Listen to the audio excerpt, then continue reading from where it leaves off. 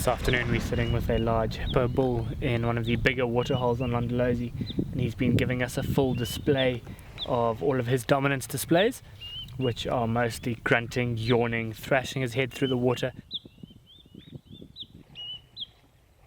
all just showing us just how impressive he is.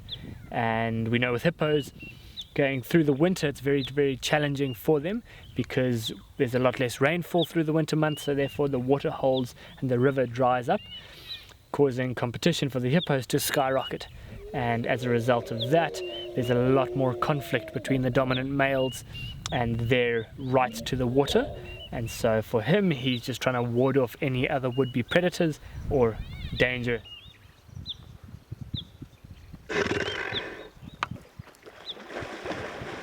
Luckily we've had some recent rain, so things are starting to green up a little bit. These water holes will begin to fill up a bit more, and I guess because of the winter months with everything dry and there's a lot less grass around, they become nutritionally stressed. So it's not just the access and the rights to a water hole, it's also then their nutrition that is taking a bit of a hit. But he looks like he's in good condition.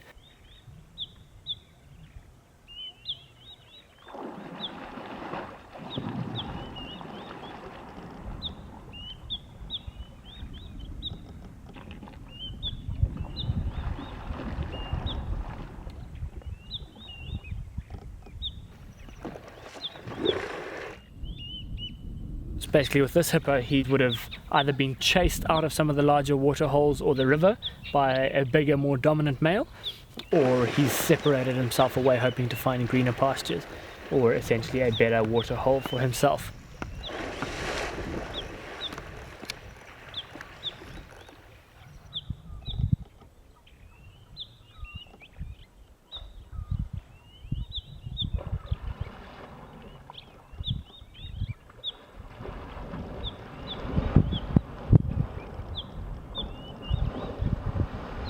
But by choosing this one, there's no other hippos here, so he essentially doesn't have any females to mate with, and so I would believe that he's probably been chased out or lost the fight for those rights to those females, and he's just waiting out here, either hoping to build up a bit more strength, get a bit bigger, or essentially he's just beginning to yawn.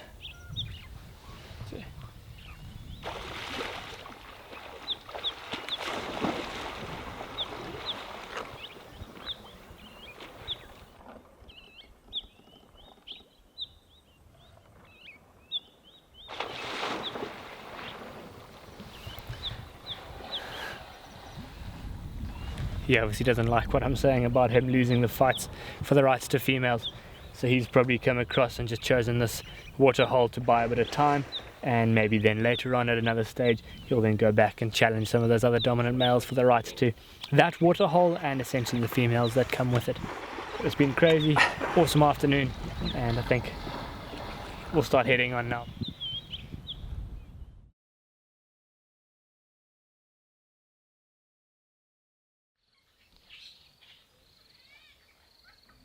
This morning we found ourselves in the midst of a hive of activity around a large fig tree pretty close to camp. It's the most spectacular tree with a very convoluted, fluted trunk. All of these aerial roots dangling down, and there's a young elephant bull just at the base feeding on a lot of the figs that have fallen off the tree.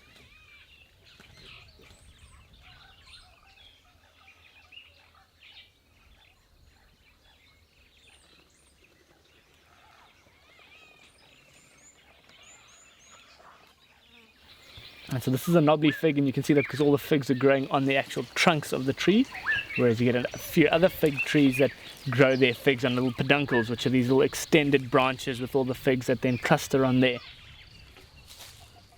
So the hive of activity here is all centered around what looks as though it's the fruit of the fig tree, but in essence those are actually the flowers, and there's a pretty unique and special relationship between the fig trees and fig wasps, where each unique tree or species of tree has got its own type of fig wasp, which it uses to then pollinate and essentially convert those flowers into what becomes the fig fruit. And so if we look closely, we won't be able to see it because they're such small wasps, but they're these tiny little insects. They've got this very long ovipositor, and that's essentially how the female then lays her eggs with inside the flower.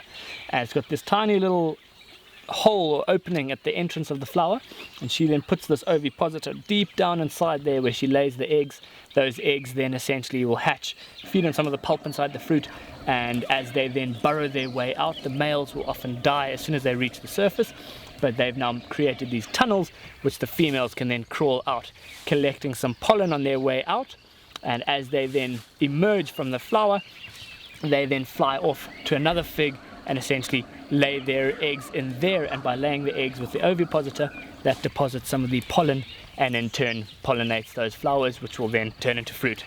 And so the activity with all of the birds around here is a lot of the African green pigeons are feeding on the fruit. They're frugivorous.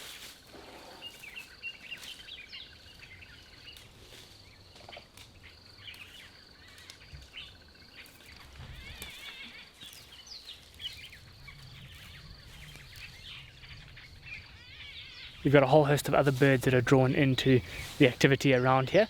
You've got black-headed orioles, starlings and canaries that are all not only drawn into the fruit of the fig tree, but also all the insects that it entails, such as the fig wasps, as well as the fruit flies and any other insects that may be attracted here to the ripening and essentially rotting fruit.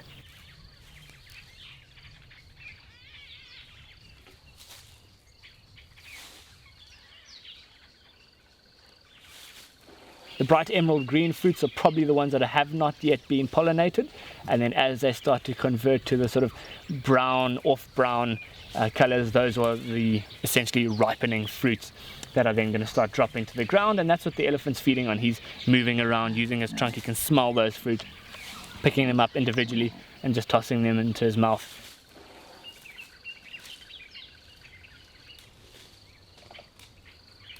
It's a pretty magnificent tree, and this elephant's definitely chosen the right place to be because temperatures are rising quite drastically already this morning, and he's in the shade here just moving around. He's got an abundance of food. It's nice and cool and calm down in here.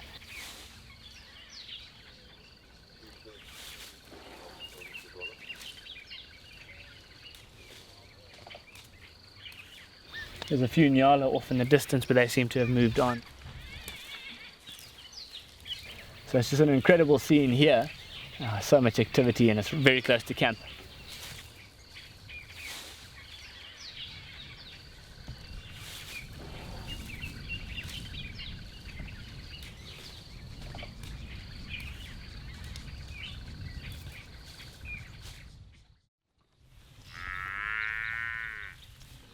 This morning we're sitting with the large herd. It's pretty impressive, just the sheer magnitude of the size of the herd. Looks as though there must be at least 300 buffalo around here. They're just slowly moving through the open grasslands. It's a cool, cloudy morning. We had a bit of rain last night, so things are nice and fresh this morning.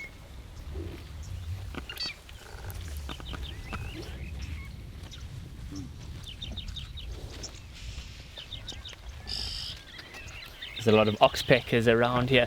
The oxpeckers will comb through the fur of the buffalo trying to look for any ectoparasites, and essentially an ectoparasite is a parasite that lives on the outside of another animal. So some of those are the red-billed oxpeckers, but also a bit more special and rare to see are the yellow-billed oxpeckers, which we saw a couple of them on one of the buffalo's backs just now.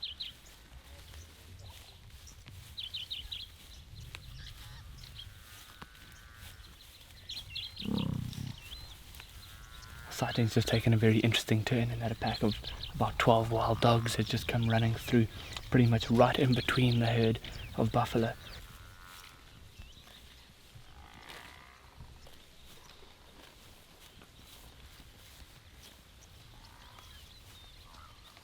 I guess to a large buffalo, the wild dogs don't really pose too much of a threat, unless there was significant numbers, so probably a pack of about 20 to 30.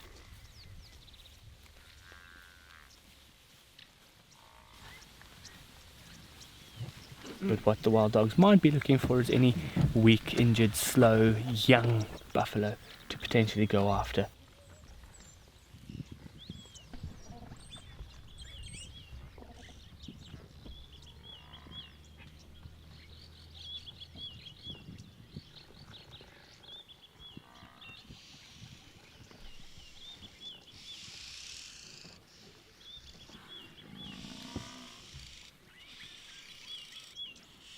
But with a herd that's about 300 strong, they don't really stand a chance because the rest of the buffalo will come charging back in, try and chase the wild dogs away.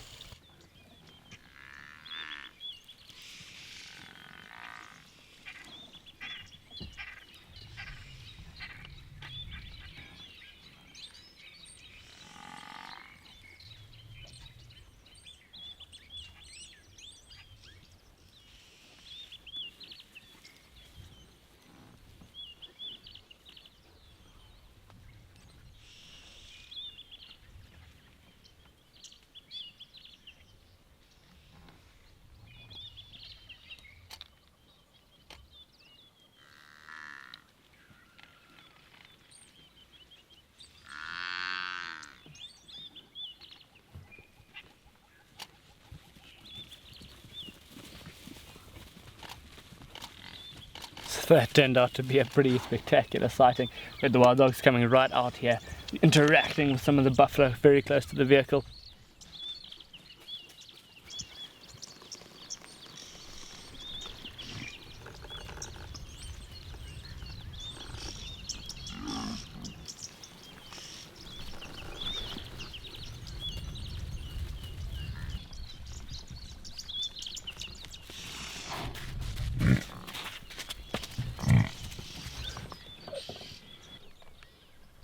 We think that it wasn't a serious sort of attempt at any of these buffalo. The wild dogs' bellies look pretty full, and so it was rather just them toying with and playing around with the buffalo, well, probably just for a bit of entertainment rather than anything else. But looks as though the wild dogs are settling down just by the road back there. The buffalo are moving off in front of us here. So been a phenomenal morning, and let's see what else we can find this morning.